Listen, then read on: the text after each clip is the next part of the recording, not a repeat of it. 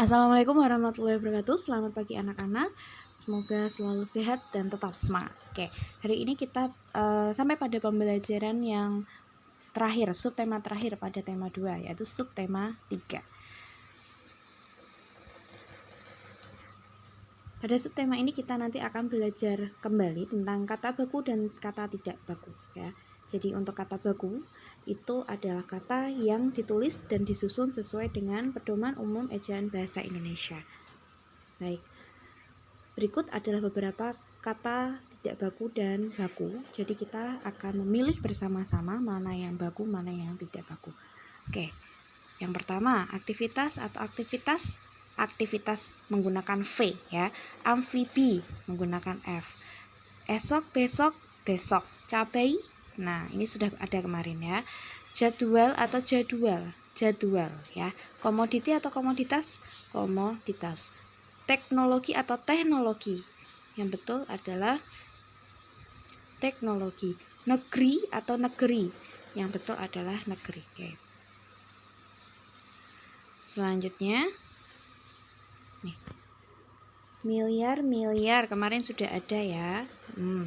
Kemudian nahkoda atau nahkoda, betul adalah nahkoda ya.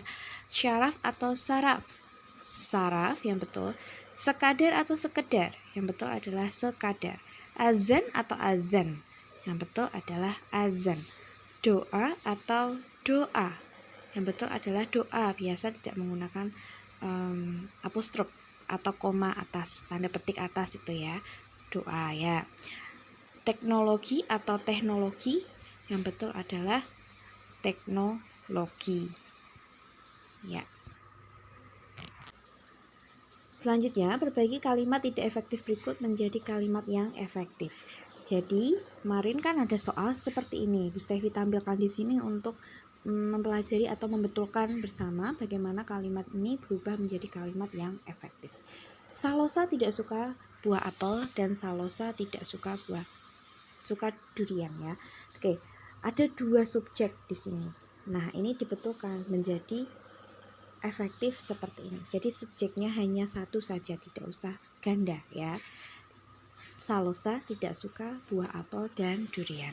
Selanjutnya, bagi semua siswa kelas 6 harus mengikuti kegiatan studi tour. Nah, bagi semua ini cukup dituliskan dengan semua siswa kelas 6 harus mengikuti kegiatan study tour. Oke. Selanjutnya kita mempelajari tentang manfaat beberapa tumbuhan dan juga hewan ya. Pada layar ada gambar lidah buaya. Jadi lidah buaya ini adalah tanaman xerofit atau tanaman yang hidup di lingkungan yang kering. Lidah buaya itu bermanfaat bagi lingkungan. Misalnya apa? Menyerap polusi udara di sekitarnya. Kemudian daging buaya itu sering dimanfaatkan oleh manusia untuk penyembuhan luka bakar dan beberapa untuk perawatan kulit, misalnya untuk kosmetik ya, atau perawatan rambut untuk sampo misalnya. Nah, itu lidah buaya manfaatnya ya. Selanjutnya adalah manfaat dari tumbuhan bakau. Jadi tumbuhan bakau itu ditanam di pesisir pantai ya.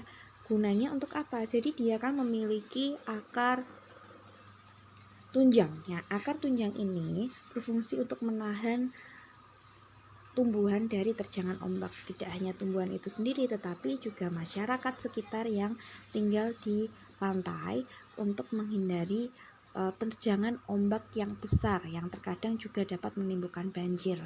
Jadi manfaat dari tumbuhan ini adalah dari akar tunjangnya untuk menahan ombak ya. Selanjutnya adalah cacing. Terlihat begitu geli ketika kita melihat ini ya, jijik gitu, tapi cacing ternyata memiliki berbagai macam manfaat. Salah satunya apa? Dari kotorannya dapat membuat tanah menjadi subur. Gerakan cacing itu dapat menggemburkan tanah atau membuat tanah menjadi berpori. Nah, ketika tanah berpori itu membuat tanaman menjadi cepat menyerap air dan tanaman menjadi lebih subur. Baik, selanjutnya adalah domba. Domba merupakan hewan yang memiliki ciri khusus berupa rambut tebal, berfungsi untuk menghangatkan tubuh saat suhu di lingkungan rendah. Rambut domba dimanfaatkan manusia sebagai bahan pembuat kain wool.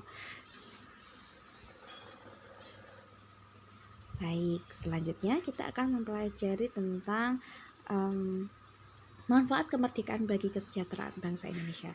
Jadi setelah kemerdekaan, seluruh rakyat Indonesia itu berhak memperoleh pendidikan yang layak.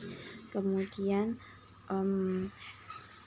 rakyat Indonesia itu juga berhak untuk mendapatkan perekonomian yang lebih sejahtera daripada sebelumnya. Kemudian setelah merdeka, setiap rakyat Indonesia juga memiliki hak dan kewajiban yang sama. Misalnya untuk membuat hidupnya lebih sejahtera dan membuka lapangan pekerjaan, mengurangi pengangguran, seperti itu ya. Oke, nah ini sangat penting, sering sekali keluar dan digunakan untuk soal ya. Jadi upaya meningkatkan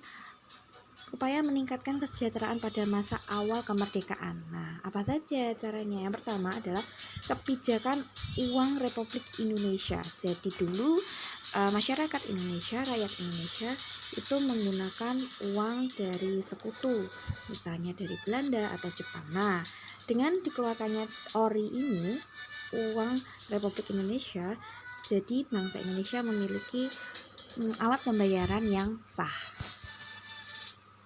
Selanjutnya, konferensi ekonomi.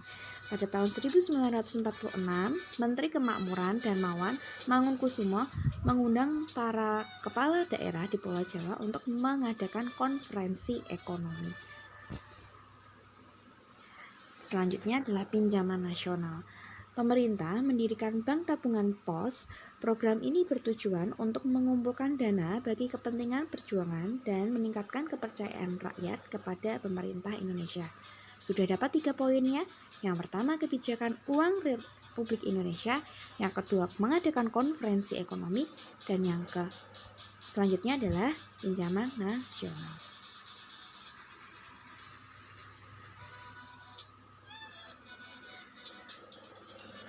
Oke, ada lagi. Selanjutnya adalah Badan Perancang Ekonomi atau Planning Board. Jadi pada tahun 1947, yang ada pada layar gambar tersebut adalah Bapak Menteri Kemakmuran, yaitu A.K. Ghani, mengusulkan pembentukan Badan Perancang Ekonomi. Selanjutnya, bawahnya itu adalah rencana Kasino. Pada layar itu adalah Bapak I.J. Kasino. Jadi, beliau adalah Menteri Urusan Bahan Makanan. Beliau menyusun program yang disebut dengan Rencana Kasino. Tujuannya adalah untuk meningkatkan kesejahteraan rakyat dengan meningkatkan produksi pangan.